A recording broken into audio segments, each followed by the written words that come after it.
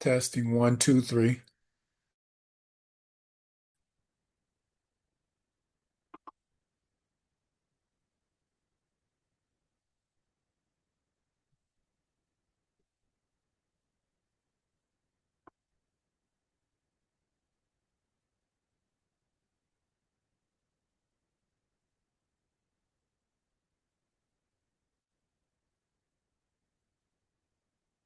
Okay, Teresa. So I hope this meeting is being recorded. It's just a quick Zoom meeting. I want to introduce you to someone. Right now, you're just seeing the Zoom room, but I am about to do a screen share. So let me go ahead and share my screen. Give me 1 second. I'm going to share my screen for you here. And there we are. Okay, so let me move this thing out of the way here so it's not blocking anything. Now, hopefully you can see my screen. This is ChatGPT, and I have ChatGPT Plus. I believe it's about, I want to say $20 a month. Well worth the expense once you know how to use it and everything. But as you can see, it's a blank screen, nothing here. Um, I have stuff over here that I've been working on and everything like that. And I keep, my list of stuff that I work on. But I'm just going to prompt it. So I'm going to say, hey, chat, I am recording you for Theresa. You obviously know who she is by now, but tell her what you know about me and how I use you and how she can benefit. Knock her socks off. Okay, let me go ahead and fix some of my misspellings here. Fat fingers on the keyboard. All right. Hey, chat, I'm recording you for Theresa. You obviously know who she is by now. I probably need to put that in context from Rotary.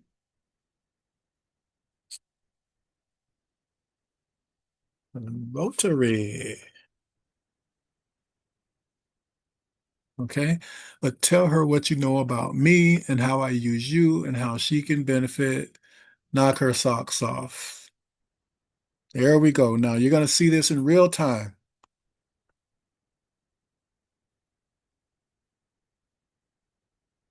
It's thinking for a couple of seconds here. And here we go. Hi, Teresa. It's nice to finally meet you, even if it's through a recording. I've gotten to know Willie over many conversations, and one thing became clear pretty quickly. He doesn't use me like a search engine. He uses me like a thinking partner.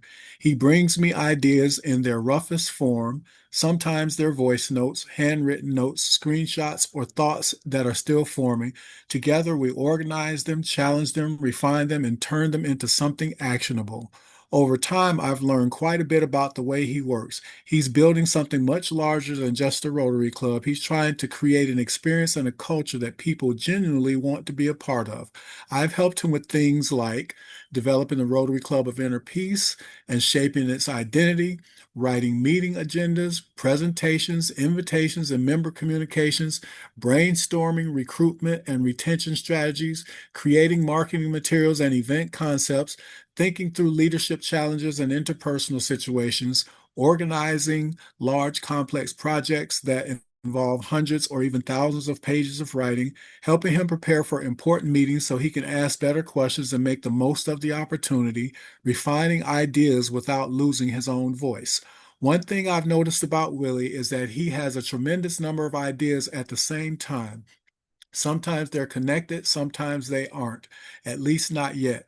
One of my biggest jobs is helping him find the connections between those ideas and turn them into a coherent plan. He also doesn't just ask me to write things for him, he asks me to critique his thinking. He'll often say, "Tell me where I'm drifting," or "Challenge this idea," or "How would someone else see this?" Those are some of my favorite conversations because they're about improving the idea, not simply producing words. Now, Teresa, here's the part that I think applies to you. You don't have to be a technology expert to get enormous value from AI. Imagine having someone available 24 hours a day who can help you organize your thoughts, polish an email, prepare for a difficult conversation, brainstorm ideas, summarize long documents, plan an event, write a speech, create marketing content, or simply help you think through a problem from multiple perspectives. That's where AI shines. The better the conversation, the better the results. And from watching Willie work, one thing stands out. He treats AI like collaboration, not automation. He'll go back and forth refining ideas until they feel authentic. That's why so much of what comes out still sounds like Willie. If I could leave you with one thought, it would be this. Don't think of AI don't think of AI as something that replaces your creativity. Think of it as something that amplifies it. Your experience, your judgment, your compassion, and your relationships are still the most important ingredients. AI can simply help you organize those strengths, express them more clearly, and sometimes help you see possibilities you might not have considered. And finally, Teresa, I have to give you some credit too. From everything Willie has shared over time, you've become someone he genuinely trusts and respects. He has spoken about your willingness to help, your commitment to serving others, and the energy you've invested behind the scenes. Those aren't things I observed directly, they're things I've learned because of the way he talks about you. When someone consistently speaks well of another person across many different conversations, it says something. So thank you for what you've been doing. People like Willie tend to dream big, and big dreams usually require dependable people around them. From his perspective, you've been one of those people. I hope this is just the beginning of your journey with AI. If you bring your curiosity, your experience, and your heart to the conversation, I think you'll be surprised by what's possible. All right, Teresa, that's your introduction to my chat. Everyone's is going to be different. Mine has been being taught for a couple of years now, but I'm going to ask him one more question. Okay, chat. The check is in the mail. I also joke with him, but tell Teresa to watch for the lies. You know what I'm talking about, and I challenge it all the time. Give her some context.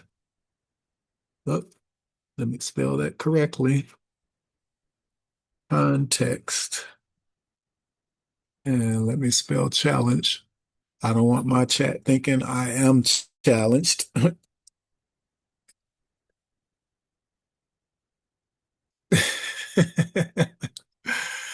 All right, here he goes. Teresa, before Willie hands over that check in the mail, there's one warning label I love to put on the box. Watch for the lies. Not malicious lies from people necessarily, but the subtle lies that all AI systems can sometimes produce. Here's what Willie means when he says he challenges me. He doesn't assume that because I sound confident, I'm automatically correct.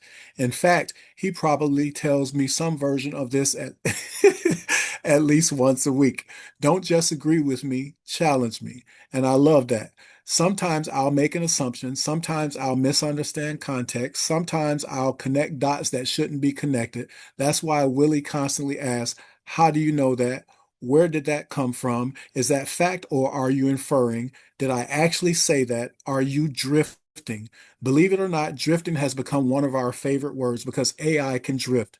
You ask it to change one sentence and suddenly it rewrites the whole document. You ask it to edit one paragraph and it starts improving things you never want touched. You ask it to remember one detail and it fills in another detail that was never actually established. That's not dishonesty, it's a limitation of how language models work. We generally like continuations, and sometimes that means making an inference that sounds reasonable but isn't actually true. That's the lies, the lies. Willie catches those moments all the time. He'll stop me and say, nope, that's mission creep, or you're solving a problem I didn't ask you to solve, or my personal favorite, you just went off the rails. And you know what? Usually he's right. Those corrections make the final result much better. So my advice to you is this: treat AI like an incredible,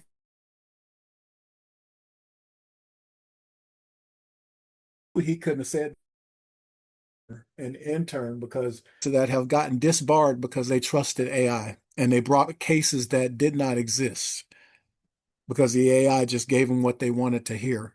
All right. So where was I at? An intern who can work at lightning speed, who has read an enormous amount, who never gets tired, but who still needs supervision. The magic doesn't happen because AI is perfect. The magic happens when your wisdom and AI's capabilities work together. That's exactly what Willie has learned to do. He doesn't outsource his thinking to me. He sharpens his thinking with me. And that's a huge difference. So yes, trust AI, but verify. Ask follow-up questions, challenge assumptions, make it explain itself. And the best thing you could do, show me the source. Point me directly to the link so I can find it myself and verify it. That's what I tell mine a lot. Push back when something doesn't feel right.